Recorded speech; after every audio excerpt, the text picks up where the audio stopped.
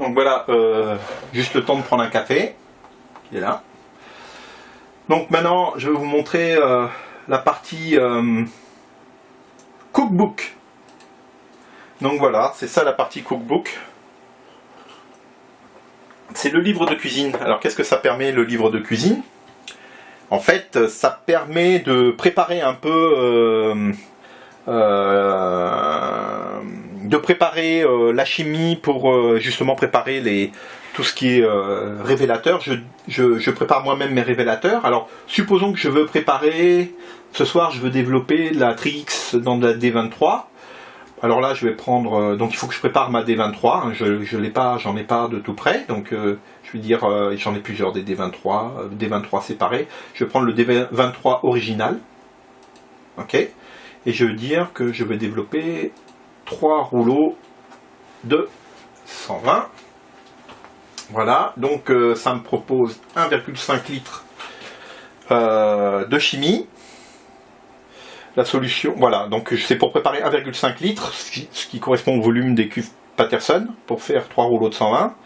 Donc il faut de l'eau 1,5 litre, du sodium sulfite, du sulfite de sodium anhydre, il m'en faut 150 grammes, et du méthol, il m'en faut 11,25 grammes. Puis voilà, je mélange ça et puis j'ai mon révélateur. Supposons que je vais préparer du rodinal. Donc là, évidemment, je ne vais pas préparer 1,5 litre de rodinal, je vais en préparer 250 ml, par exemple. Et ben voilà, pour préparer 250 ml, et ben, il me faut 15 g d'acétaminophène, autrement dit du paracétamol, du sulfite de sodium anhydre 50 g et de la soude caustique 20 g. Il faut préparer ça correctement et on se retrouve avec 250 ml de rodinal, enfin de parodinal, qui marche très très bien d'ailleurs, hein, vraiment, tiens, j'en ai là. Voici les... Voilà. Parodinal, et puis on voit le sodium sulfite en sursaturation, ça c'est une très bonne chose. Donc il y a un dépôt au fond qui est tout à fait normal et qui permet de conserver la chimie. Donc voilà, ça c'était le petit aparté. Donc supposons maintenant que je veux utiliser le rodinal avec pour faire du stand développement. Donc généralement là on va faire des développements avec des dilutions extrêmement élevées du genre 1 plus 50, 1 plus 100, voire 1 plus 200 ou même 1 plus 500 dans le cas d'autres révélateurs comme le Pyro 510.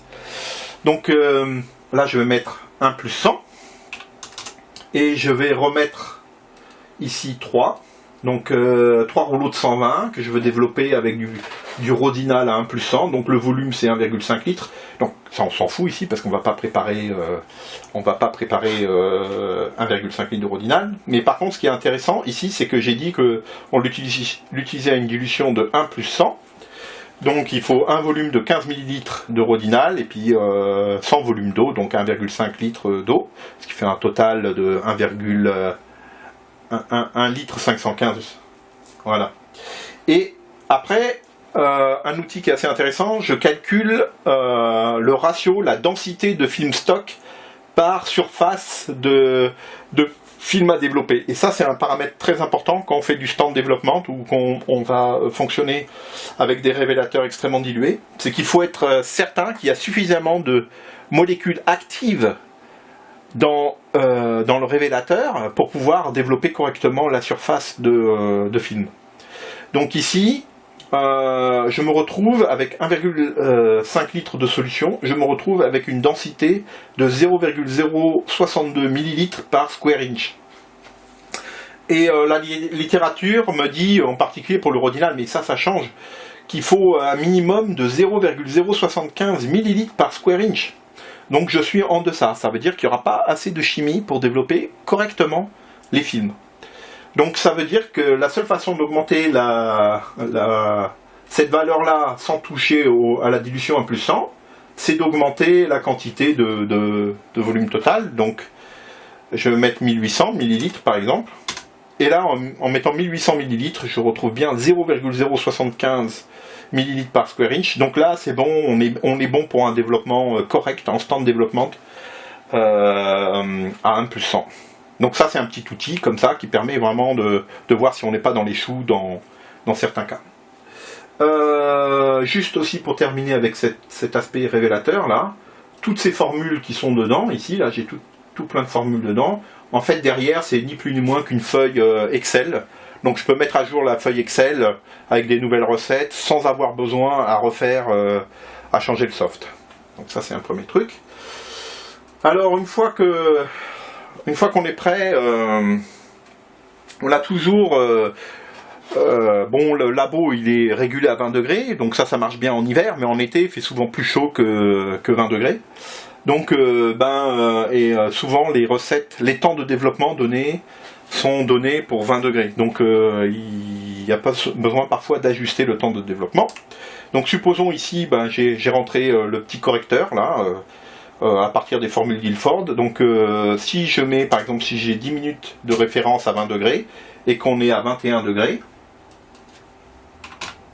voilà, il me propose 9 minutes 6, ok, au lieu de 21.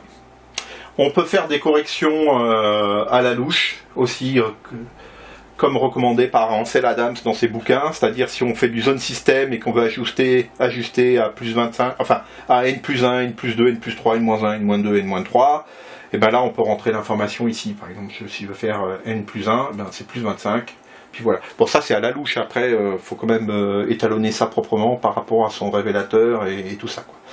Mais bon, voilà, ça donne 11 minutes 22, et je vais programmer le timer. Voilà, le programmeur est timé, j'ai appuyé sur le bouton Set Timer, et du coup on va pouvoir aller dans les timers. Alors les timers c'est ici, on retrouve le temps de référence, 11 minutes 22, voilà, qu'on a fixé tout à l'heure, plus, bon voilà, c'est comme ça. Le truc qui est assez intéressant, c'est qu'ici on peut, les timers peuvent être complètement indépendants ou ils peuvent être liés dans leur fonctionnement, et en fonction du type d'utilisation, on va utiliser les timers de manière différente. Donc j'ai distingué 4 façons d'utiliser les timers, donc purement indépendants, en mode plan film développé dans des cuvettes, ok. Donc là, qu'est-ce qui se passe dans les plans films développés dans les cuvettes? C'est que toutes les 30 secondes, il faut redéplacer, faut comment ça s'appelle, prendre les plans films et celui-là du dessus, le mettre en dessous, dessus, en dessous, dessus, en dessous, toutes les 30 secondes. Ça c'est avec les mains dans la chimie, donc dans le noir. Ok, ça c'est pour le mode plan film, et on voit avec ce petit symbole là, on voit que il y a une flèche qui va vers le bas, ça veut dire, et qui est activée.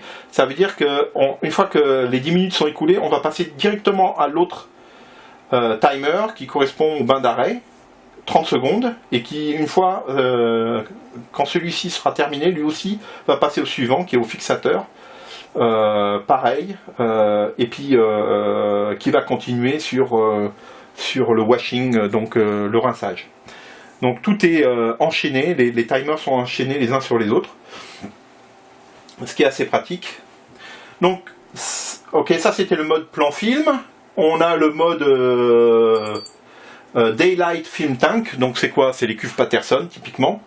Donc ici, bon là il m'a mis un temps de référence de 10 minutes, mais avec un développement, chaque minute, donc ici on voit le bouton chaque minute, il va avoir pendant 10 secondes, ça va biper pour nos inversions. Okay, et une fois que ça sera terminé, ça passe au bain d'arrêt de 30 secondes, et après ça repasse, ça continue comme ça, fixeur, et puis au washing. Après, si je vais, donc là on peut faire un essai, hein. Donc là je vais par exemple, par contre je vais mettre 1 minute, voilà, 1 minute, ouais, peut-être un peu plus, 1 minute 16, voilà, c'est parti.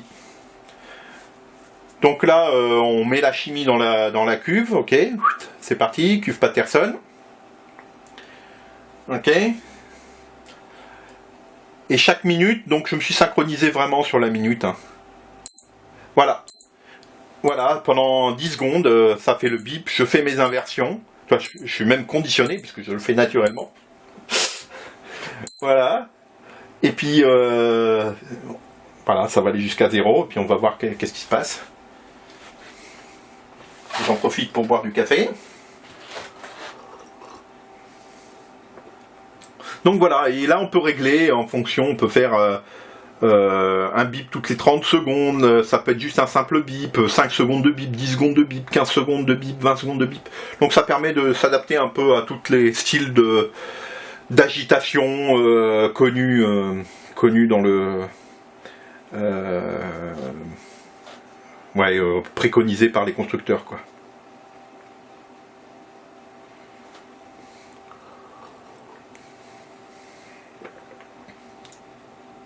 Voilà, on arrive à la fin. Donc voilà, le premier, il va aller, il nous indique que c'est terminé. Et le deuxième, c'est enclenché automatiquement. Et normalement, on a vidé la cuve et on l'a remplie avec le bain d'arrêt. Et donc tous ces profils-là, on peut les ajuster et puis le sauver, hein.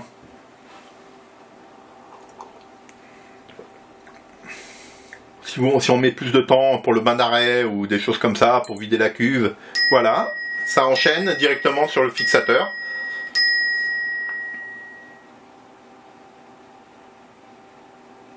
Donc pour moi, ça c'est particulièrement pratique pour développer les films où on a les mains mouillées, on n'a pas envie de mettre les mains sur le timer parce que voilà quoi, donc c'est enchaîné correctement. Et une fois qu'on a ajusté à nos temps personnels, quoi, ça marche assez bien. Donc je vais pas attendre, je fais un reset. J'arrête, voilà, c'est remis à 0. Reset all. Sinon, si je vais dans le mode papier qui est là, ben là on retrouve la même chose, c'est-à-dire j'ai mis un temps de 2 minutes, ça enchaîne automatiquement, on le voit ici, ça enchaîne au bout de 2 minutes sur le bain d'arrêt, j'ai mis 45 secondes, donc en fait il y a 15 secondes pour égoutter la feuille de papier, 30 secondes pour le bain d'arrêt, et après ça enchaîne automatiquement sur le fixateur. Il y a encore 15 secondes pour égoutter et 2 minutes pour le fixateur. Et là, on voit que ça va pas continuer. Par contre, là, il y a un petit bouton qui dit de revenir à 0. C'est-à-dire que quand on arrive ici, ça revient à 0 et c'est prêt pour la prochaine feuille automatiquement. J'ai même pas besoin de retoucher au timer. Ça sera reconfiguré, prêt à être utilisé à 2 minutes. Donc j'ai juste à appuyer sur le bouton vert et puis c'est reparti comme en 14. Voilà, ça marche assez bien. Donc pour moi, ça me simplifie pas mal la vie. Et surtout pour les plans films avec les mains dans la chimie, parce que là, et dans le noir, parce que là, on peut rien faire, on peut pas voir, faut les développements des plans films en cuvette, ben ça doit être dans le noir complet. Et donc là, c'est assez pratique d'avoir des indications sonores pour dire qu'on a terminé et quand est-ce qu'on doit faire les opérations. Donc ça, c'est vraiment pratique. Voilà. Après je continue. Bon, je crois qu'on a tout vu, hein. Voilà.